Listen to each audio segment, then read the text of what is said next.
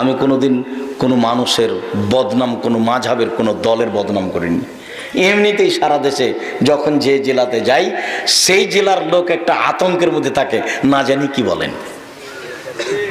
কাল লক্ষ্মীপুরে ছিলাম, সারা লক্ষ্মীপুর কুমিল্লা একবারে তোলপাড়, না জানি কি হয়। থানা, ওসি, দারোগা, ডিসি সব একবারে ব্যস্ত, না জানি কি বলে।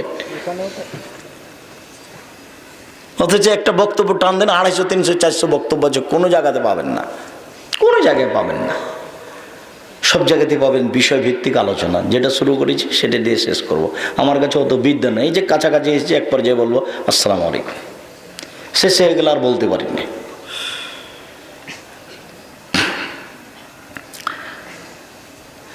খোটা দেয় যে সে জান্নাতে যাবে না। 4, নিয়মিত নেশাদার দ্রব্য পান করে যে সে জান্নাতে যাবে না। আবু সাঈদ খুদরি রাদিয়াল্লাহু তাআলা আনহু বলেন, রাসূল সাল্লাল্লাহু আলাইহি সাল্লাম বলেছেন, সালাসাতুন লা তাদখুলুনা জান্নাতা আবাদা। 3 শ্রেণীর মানুষ কখনো জান্নাতে যাবে না। এটা সতর্ক, এটা ধমক। 3 শ্রেণীর মানুষ কখনো জান্নাতে যাবে না। 1, মদমিনুল খামর, নিয়মিত বিড়ি, তামাক, জর্দা, সিগারেট, গোল, নেশাদার দ্রব্য খায়, পান করে যে। 2, আর রাজলাতু মিনাজ নিসায়ে, পুরুষের বেশধারী নারী, যারা পুরুষের জুতা স্যান্ডেল পরে, যারা পুরুষের শার্ট প্যান্ট পরে, যারা পুরুষের পোশাক পরে, ওরা তাহাজ্জুদ পড়লেও জান্নাত পাবে না। উপস্থিত বৈঠকের মুসলিম বোন, এই মেয়ে, তোমাকে বলছি, তোমার মাথায় কাপড় নেই কেন? শরম হয় না তোমার? তোমার বাপ না হয় তোমাকে কিছু বলে না, তোমার বাপ তো কাপুরুষ। এই মেয়ে, তোমার বাপ তো কাপুরুষ। আমি বীর পুরুষ বসে আছি, তোমাকে আমি ঘৃণা করি। এই বলো তুমি, তোমার বাপ তো আমাকে ছাড় দিয়েছে, সেজন্য আমি আব্দুর রাজ্জাক বিন ইউসুফ ছাড় দেবো, এটা তুমি মনে করো না। শোনো, তোমার বাপকে আর তোমার মাকে একটা কথা বলে যায়, এখানে মনে রেখো। গল্প করছো কেন? এদিকে খেয়াল করো। উপস্থিত বৈঠকের মুসলিম বোন, আপনি একটু খেয়াল করেন, আপনাকে বলছি।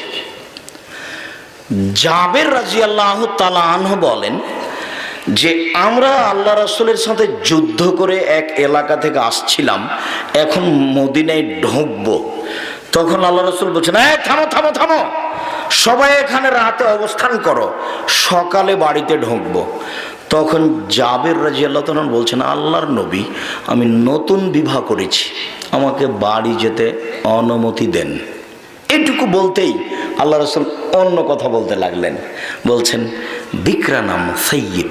ও আচ্ছা আচ্ছা আচ্ছা, তো কুমারী মেয়ে বিবাহ করেছো না তালাক প্রাপ্তা মেয়ে বিবাহ করেছো? তখন সাহাবী বলছেন, সাইয়্যিব, তালাক প্রাপ্তা মেয়ে বিবাহ করেছি। তখন রাসূল সাল্লাল্লাহু আলাইহি সাল্লাম বললেন, হাল্লা বিক্রান্তলায়বকা, তুমি কুমারী মেয়ে কেন বিবাহ করলে না? তুমি তার সাথে খেলতে, ও তোমার সাথে খেলতো। তুমি কুমারী মেয়ে কেন বিবাহ করলে না? তুমি তার সাথে খেলতে, ও তোমার সাথে খেলতো। যাক, রাসূল সাল্লাল্লাহু আলাইহি সাল্লাম তো এ পর্যন্ত বললেন, এখন তার উত্তর শুনেন। এটাই হলো আপনার কথা। এই ছেলে, এটা হলো তোমার মায়ের কথা। এখন যেটা বলছি, যেটা এখন জাবের বলছেন, আল্লাহর নবী, আমার বাপ উহুদের যুদ্ধে মারা গেছেন, আর আমার 6টা বোন রেখে গেছেন, 6টা বোন। আল্লাহর নবী, আমার বাপ উহুদের যুদ্ধে মারা গেছেন, আর আমার 6টা বোন আছে। আমি আমার বোনদের সমবয়সের মেয়ে বিবাহ করতে চাই না। 3টে কারণ। আমি আমার বোনদের সমবয়সের মেয়েকে বিবাহ করতে চাইনি। কেন? 1, লেতুয়াদ্দেবা হন না, আমার স্ত্রী যেন এদেরকে শিষ্টাচার দিতে পারে। 2, বলে তুয়াল্লেমা হন না, আমার স্ত্রী যেন আমার বোনদেরকে বিদ্যা শিখিয়ে দিতে পারে। 3, বলা তুরাজ্জেলা হন না, আমার স্ত্রী যেন আমার বোনদের মাথার চুল চিরুনি করে দিতে পারে। সৌদি আরবে শুধুমাত্র জন্মের 7 দিনের দিন মেয়েদের মাথা নেড়ে করা হয়, আর কোনোদিন মেয়েদের চুল ছোট করবে না। এটা হলো আরবিদের নীতি, ওটাই ঠিক আছে। আমাদের দেশের মেয়েরা তো 3, 4, 5 পর্যন্ত মাথা নেড়ে করছে, তারপরে ছোট ছোট চুল করে এসে দড়িয়ে বেড়াচ্ছে। ওরা এই জন্মের 7 দিনের দিন আর করে না, যার জন্য মাকে চুলের ব্যাপারে অনেক শ্রম দিতে হয়। আপনাকে বলছি, উপস্থিত বৈঠকের মুসলিম বোন, আপনাকে বলছি শোনেন, আমার স্ত্রী যেন আমার এই 6টা বোনকে শিষ্টাচার দিতে পারে, শিখে দিতে পারে। বলো তোমার মাথাতে এখন কাপড় নাই, এটা কোন শিষ্টাচার? নেই কেন বলো? সাহেব আমার মায়ের কারণে নেই। যদি বুঝতে না পারেন তো আবার বলি, জাবেরকে আল্লাহর নবী বলছেন যে তুমি কুমারী মেয়ে বিবাহ করলে না কেন? করতে ভালো হতো। তখন জাবের উত্তর দিচ্ছেন কি, এটা মনে থাকবে না মনে হয়? হাদিস তো বুখারী মুসলিম, মানে ওই কথা আবার বলতে হুজুর ভুল বুঝেছেন। ওই যে হুজুর বলছিলেন হুজুর ভুল বুঝেছেন। আমি যখন বলেছি বুখারী মুসলিম, তখন বলেছি আম গাছে জাম ধরতে পারে ধরে না, অমাবস্যার রাতে চাঁদ উঠতে পারে উঠে না, সুয়ের ছিদ্রতে লাঙ্গলের ফাল ঢুকতে পারে ঢোকে না, সুয়ের ছিদ্রতে লাঙ্গলের ফাল ঢুকে যেতে পারে, আম গাছে জাম ধরে যেতে পারে, অমাবস্যার রাতে চাঁদ উঠে যেতে পারে।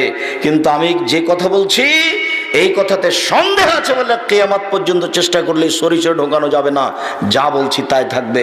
এই কথা ওই সময়তে বলেছি যখন বলেছি বুখারী মুসলিম।